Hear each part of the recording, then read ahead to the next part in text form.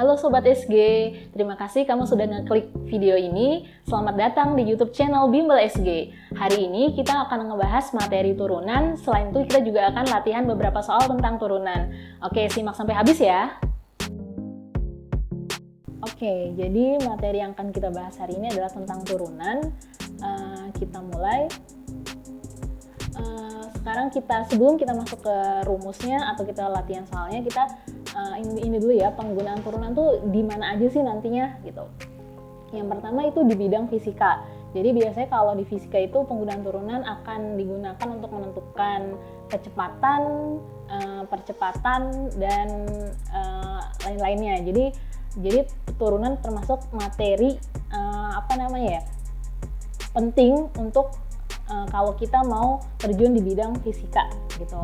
Atau bisa juga di bidang kimia. Biasanya kalau di bidang kimia itu untuk menghitung laju perubahan reaksi. Lalu di bidang ekonomi juga ada untuk menghitung biaya atau pendapatan. Lalu di bidang matematika sendiri apalagi ya, itu tentang menganalisa grafik. Jadi biasanya nanti grafik itu akan dianalisa untuk menentukan nilai maksimum, nilai minimum, atau kapan grafik itu turun, kapan grafik itu naik, dan seterusnya gitu. Oke, kita akan mulai dari mengenal simbol turunan terlebih dahulu. Nah, simbolnya itu apa sih? Simbolnya yang pertama adalah bisa kayak gini, Y aksen. Jadi ada lambang kutip di bagian atas huruf itu. Jadi atau tanda petik gitu. Atau bisa juga kita tuliskan sebagai F aksen X dibacanya. Lalu selain itu juga ada simbol DY per DX. Jadi DY per DX artinya turunan fungsi Y terhadap variabel X. Atau bisa juga dfx per dx gitu. Lalu, yang terakhir adalah simbolnya bentuknya seperti ini, ditulis dalam bentuk limit H mendekati 0, fx plus h min fx per h gitu. Karena nanti di soal itu simbol turunan atau bentuk pertanyaannya itu bisa bentuk tanda petik, bisa juga dalam bentuk limit. Jadi kalian harus kenal simbolnya terlebih dahulu. Oke, sekarang kita akan ngebahas contohnya dulu ya, sebelum kita masuk ke rumus. Oke, yang pertama, jadi misalkan saya punya fungsi Y sama dengan X kuadrat. Nah, gimana sih cara nurunin fungsi gitu, atau gimana sih cara kerja turunan itu? Nah, yang pertama, kan kita tahu nih, kita turunan, ada kata turun kan. Nah, apa sih yang turun? Yang turun itu adalah pangkatnya. Ya, di sini ada pangkat 2, pangkatnya turun ke depan. Lalu kalau udah turun, pangkatnya gimana? Pangkatnya akan berkurang 1. Nah, jadi kayak seperti ini. Lalu jadi langkahnya ada 2 ya. Pertama turunin pangkatnya dulu, lalu kurangin 1 pangkatnya. Maka kita dapat Y aksen sama dengan 2X pangkat 1 sama dengan 2X gitu. Jadi diingat ya, langkah turunan tuh ada 2, turunin pangkatnya lalu kurangin 1 pangkatnya. Oke, kita coba soal yang lain ya. Nah, ini soal yang kedua, Y sama dengan 3X pangkat 5, sama kayak tadi. Apa yang turun?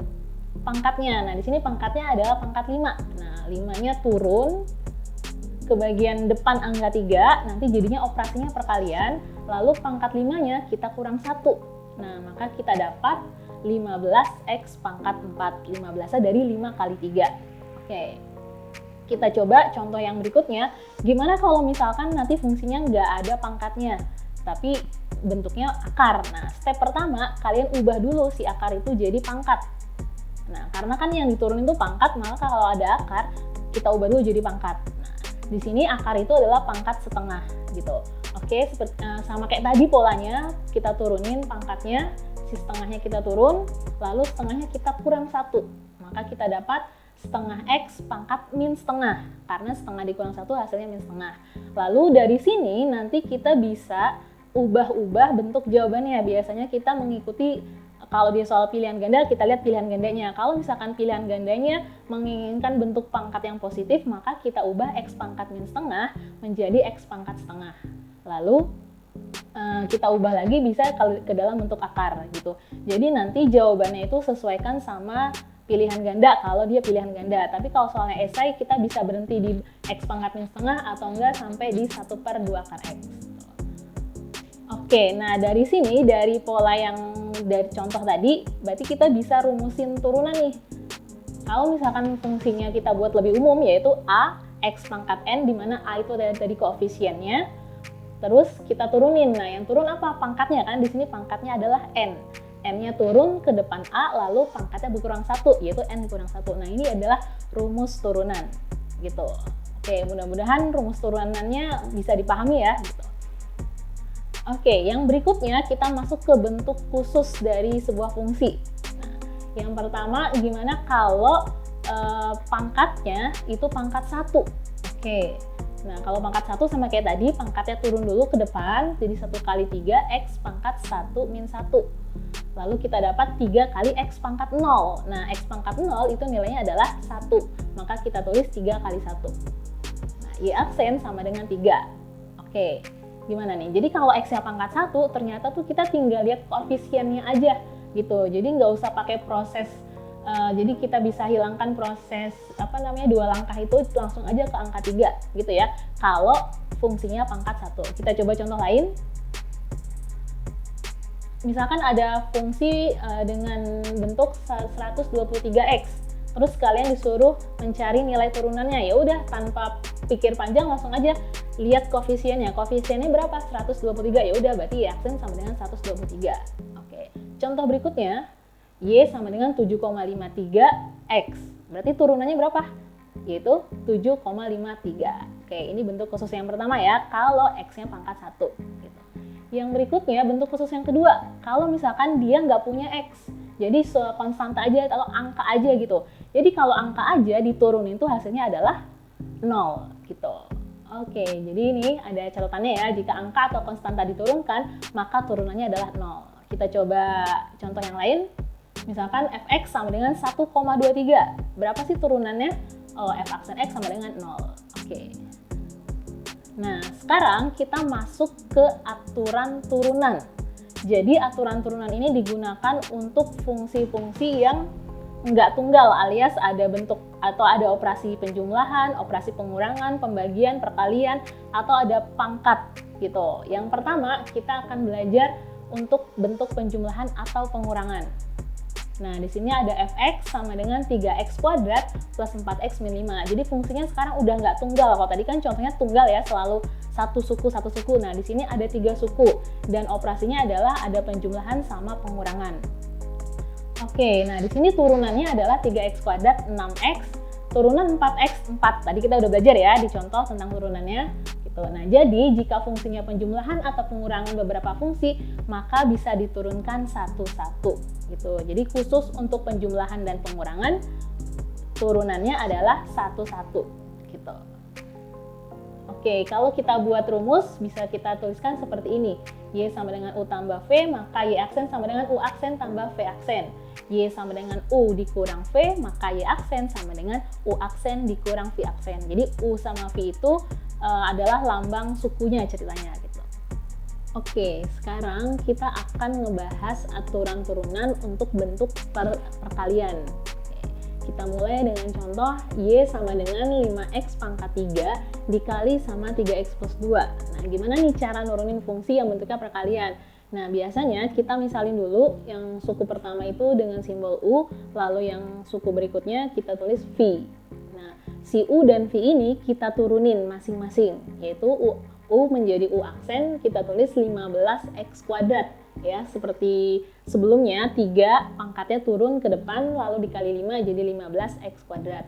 Lalu V kita turunin menjadi V aksen sama dengan 3. Nah, U aksen sama V aksen ini kalau dibentuk perkalian tuh nggak cuma sekedar U aksen sama V aksen, ada bumbu-bumbu lainnya. Ya, misalkan jadi kayak gini, Y aksen itu sama dengan U aksen dikali V ditambah V aksen dikali U. Nah, jadi cara menyusun turunan dari bentuk perkalian seperti ini aturannya. Oke, maka bisa kita tulis U aksennya itu 15x kuadrat dikali sama V, dan V-nya itu adalah 3x plus 2. Ditambah V aksennya tadi 3 dikali sama U, 5x pangkat 3. Oke, dari sini kita bisa sederhanakan dengan menggunakan operasi perkalian. Jadinya kita dapat 15x kuadrat dikali 3x adalah 45x pangkat 3. Lalu dikali sama 2 jadi 30x kuadrat, yang terakhir adalah 15x pangkat 3. Nah, di sini ada 2 suku yang pangkatnya sama, maka bisa kita jumlah, yaitu 45 sama 15 dijumlah menjadi 60x pangkat 3. Oke. Lalu yang berikutnya bentuk pembagian. Nah, kalau bentuk pembagian caranya seperti ini. Kita mulai dari contoh dulu ya. Jadi Y sama dengan X kuadrat plus 3 dibagi X min 1. Nah, sama seperti bentuk perkalian, kita tentuin dulu mana U-nya, mana V-nya. U-nya itu biasanya yang atas dan V-nya itu yang bawah. U-nya kita turunin, jadinya U aksen sama dengan 2X. V-nya juga kita turunin, jadi V aksen sama dengan 1. Nah, lalu gimana nih cara menyusun U aksen sama V aksennya kalau bentuknya pembagian? Nah, sini ada rumusnya, yaitu Y aksen sama dengan U aksen dikali V dikurang V aksen dikali U dibagi V kuadrat. Nah, jadi hati-hati tertukar sama bentuk yang perkalian ya. Jadi kalau di perkalian tadi itu jumlah, kalau di pembagian bentuknya pengurangan lalu ada per V kuadratnya. Oke, lalu kita susun. Maka kita dapat U aksennya itu 2X dikali sama X min 1 dikurang V aksennya tadi 1 dikali X kuadrat per 3 dibagi sama V kuadrat, yaitu X min 1 kuadrat. Lalu kita sederhanakan, kita kali ya, biasanya kita sering sebut kali pelangi ya, 2X dikali X, X kuadrat, lalu 2X dikali min 1 jadi min 2X. Lalu yang bagian belakangnya kita kali juga, maka didapat min X kuadrat min 3. Oke, nah kita lihat nih ada suku yang sama nggak? Ada yang sejenis nggak? Nah di sini ada nih 2X kuadrat sama min X kuadrat. Kita hitung menjadi X kuadrat. Ingat ya, kalau pangkat variabelnya udah sama, kalian tinggal fokus ke koefisiennya, yaitu 2 sama min 1. Itu kalau dihasilin jadinya 1. Oke, untuk variabel tetap sama X kuadrat. Nah yang lainnya kita tulis ulang min 2X min 3. Untuk bagian bawahnya atau bagian penyebutnya, kalian boleh jabarin, boleh juga enggak. Biasanya sesuaikan aja sama soal pilihan gandanya itu kalau pilihan ganda. Oke, jadi dari dua bentuk tadi, bentuk perkalian dan bentuk pembagian, bisa kita rangkum seperti ini ya rumusnya. Oke, jadi kalian harus ingat rumusnya, jadi nanti kalau ketemu fungsi bisa langsung ngerjain gitu. Oke, yang berikutnya bagian keempat, aturan rantai. Nah, aturan rantai itu biasanya bentuk soalnya seperti ini. Y sama dengan 3X kuadrat plus 5X pangkat 4. Jadi ada pangkat di luarnya, itu 4 gitu. Nah, kalau misalkan sebenarnya ada dua logika untuk ngerjain soal ini. Kalian bisa jabarin dulu pangkat 4 atau langsung nurunin. Nah, tapi kalau kita jabarin dulu sampai 4 gitu ya, kita sampai pangkat 4, jadi itu bakal lama banget. Nah, maka itu nggak efektif gitu. Maka kita gunakan aturan rantai untuk nurunin fungsi yang bentuknya seperti ini. Gimana cara kerjanya? Pertama, pangkatnya dulu si 4 itu kita turunin ke depan.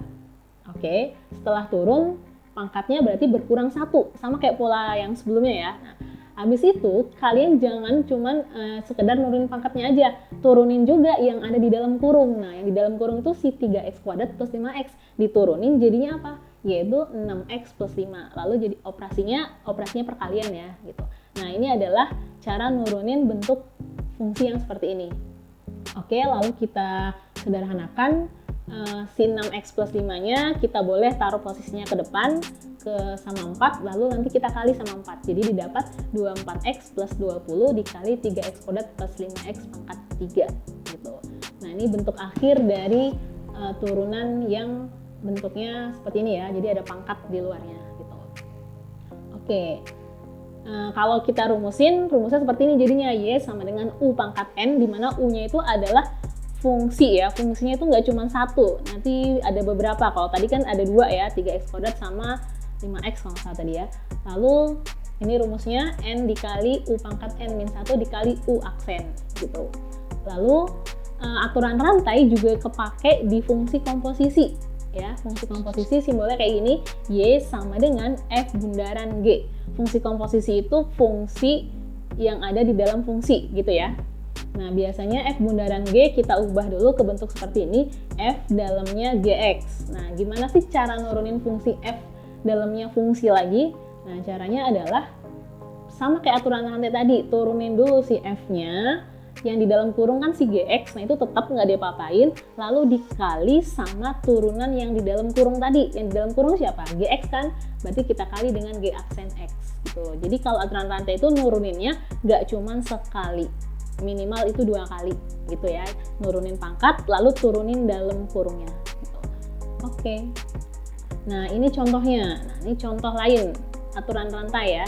Nah, di sini saya buat contoh fx sama dengan 1/x² plus 3 pangkat 4. Nah, sini kan sebenarnya fungsinya mirip sama kayak di fungsi yang tadi tuh, pembagian ya kan, soalnya ada pernya. Nah, tapi kalau di atasnya itu tidak mengandung variabel atau nggak ada hurufnya, kalian nggak usah gunain yang aturan pembagian. Kalian bisa naikin si penyebutnya ke atas gitu. Tapi kalau misalkan atasnya itu ada variabel, misalkan x, nah itu kalian harus gunain yang aturan pembagian gitu.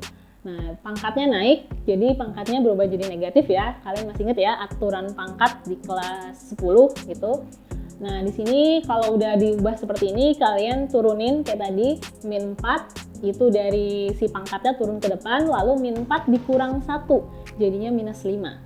Dikali sama turunan dalamnya, turunan x kuadrat 2x, turunan 3 0. Oke, dari sini kita bisa rapiin, min 4 sama 2x nya kita kali. Ingat ya, min 4 nya nggak bisa dikali ke x kuadrat karena ada pangkat yang di luarnya tuh, ada si min 5 nya gitu.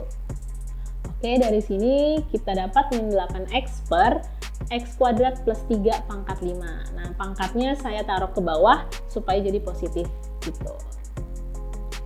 Nah, jadi dari 4 bentuk yang tadi, kita udah kenal bentuk penjumlahan, pengurangan, lalu ada pembagian, perkalian, aturan rantai, sama tadi yang bentuk khusus tadi ada 2 ya. Nah, itu kita rangkum jadi seperti ini rumus-rumusnya. Gitu. Jadi kalian bisa catat, lalu kalian bisa aplikasikan di soal-soal lainnya. Gitu. Oke, sebelum kita lanjut ke materi yang berikutnya, saya mau kasih satu soal. Nah, ini kita soal latihan. Nah, kalian coba kerjain dulu dengan cara, jadi kalian pause dulu nih video ini. Habis itu kalian kerjain, lalu setelah dikerjain, kalian lihat pembahasannya di sini. Gitu.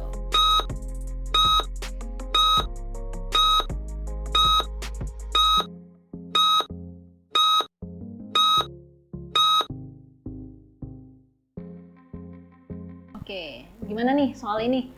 Bisa ngerjainnya? Gitu. Oke, kalau kalian ada kesulitan, mari kita bahas bareng-bareng. Di sini kalian lihat dulu bentuk fungsinya, yaitu y sama dengan 1 min x pangkat 2.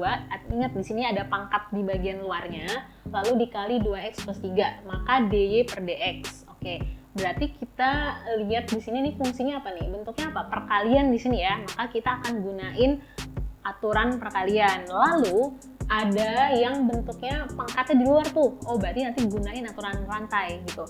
Jadi kalau udah mulai masuk ke soal-soal ujian, biasanya fungsinya agak kompleks, jadi nggak cuma satu aturan yang kita pakai, bisa 2 atau bahkan 3 aturan sekaligus kita pakai gitu.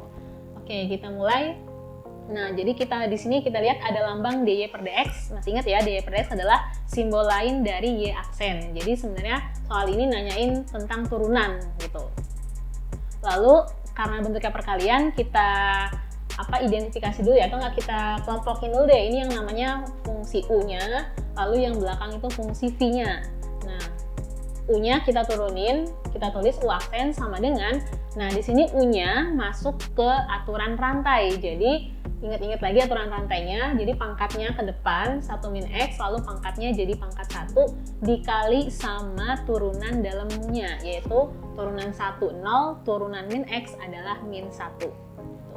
Lalu kita rapiin dengan cara 2 dikali sama min 1, jadinya min 2 dikali 1 min x. Nah, dari sini sebenarnya kalian bisa juga sih kali ke dalam si min 2-nya.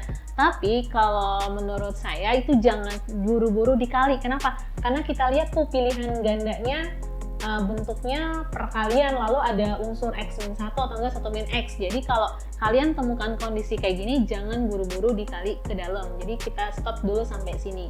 Lalu kita akan menghitung v aksennya, kita dapat v aksennya adalah 2. Oke, lalu kita rangkai u aksen sama v aksennya di rumus aturan perkalian ya, masih ingat ya, u aksen kali v tambah v aksen kali u. Nah, maka kita bisa tulis seperti ini. Dari sini sama kayak yang tadi Saka sebutkan, jadi kita lihat dulu nih, pilihan gandanya mau arahnya kemana, ternyata dia mau arahnya ke bentuk perkalian. Jadi kalian jangan kali pelangi gitu. Kalau arahnya ke perkalian biasanya itu akan gunain metode faktor atau keluarin yang sama. Nah, kita lihat di sini ada fungsi atau bentuk yang sama nggak sih? Nah, kalau kita perhatiin ada bentuk yang sama, yaitu 2 sama 1 min X gitu. Nah, bentuk yang sama ini kita keluarin. Nah, kita tulis 2 1 min X gitu. Nah, sisanya kita taruh dalam kurung, yaitu tadi yang 2-nya udah keluar, berarti yang tersisa tinggal min sama 2x plus 3. Jadi kita tulis min dalam kurung 2x plus 3. Lalu yang sebelah kanannya 2 1 min x-nya udah keluar, tersisa tinggal 1 min x. Nah, kenapa masih 1 min x? Karena di situ ada pangkat 2 tuh. Nah, pangkat 2 kan bayangin aja kayak ada 2 fungsi, lalu di satunya keluar, berarti masih tersisa di dalam 1 gitu. Jadi penulisannya seperti ini. Nah, dari sini kita akan kita rapiin atau kita sederhanain bagian yang di dalam kurung siku gitu. Jadi minnya kita kali ke dalam, jadi min 2x min 3 ditambah 1 min x. Nah, dari sini kita bisa hitung min 2x sama min x tuh jadinya min 3x min 2. Nah, dari sini perlu apa lagi? Nah, karena masih belum sesuai dengan pilihan ganda, berarti kita masih ada satu langkah lagi nih kayaknya nih, yaitu dengan cara kita keluarin minnya, min yang ada di 3x sama min 2. Nah, itu kita keluarin minnya, kita taruh di depannya 2. Nah, jadinya min 2 dikali 1 min x dikali 3x plus 2. Nah, ternyata bentuk ini belum ada nih kalau di pilihan gandanya. Kalau tadi kalian ingat pilihan gandanya ya. Nah, dia pengen ternyata minnya itu nggak ada di depan angka 2. Lalu gimana? Ya udah, minnya kita kali ke dalam 1 min x gitu. Oke, maka kita dapat 2 dikali x min 1 dikali 3x plus 2 gitu. Nah, jadi salah satu tantangan dari materi fungsi turunan aljabar adalah gimana kita nyesuaiin jawaban kita sama pilihan ganda gitu. Jadi kadang nurunin itu nggak terlalu sulit, yang sulitnya itu tadi nyesuaiin jawaban kita sama pilihan ganda. Kalau soalnya esai sih ya terserah, kita bisa berhenti di mana aja gitu. Oke, mudah-mudahan pembahasannya bisa dipahami dengan baik ya, dan semoga nanti bisa dipakai untuk ngerjain soal-soal lainnya. Terima kasih sudah menonton video ini sampai habis. Kalau ada pembahasan yang masih kurang jelas, kalian bisa ketik di kolom komen. Semoga video ini bermanfaat. Jangan lupa subscribe channel YouTube Bimbel SG ya. Nah, karena habis ini bakal ada part 2 yang ngebahas tentang menentukan nilai fungsi turunan dan latihan soal untuk ujian masuk PTN. Sampai ketemu di part 2. Hai, jika kamu merasa video ini bermanfaat, jangan lupa subscribe, like, dan nyalakan lonceng notifikasi untuk update soal, materi, dan cerita pendidikan lainnya. Cek description box di bawah ini untuk informasi update seputar Bimbel SG. Sampai bertemu di video selanjutnya, Sobat!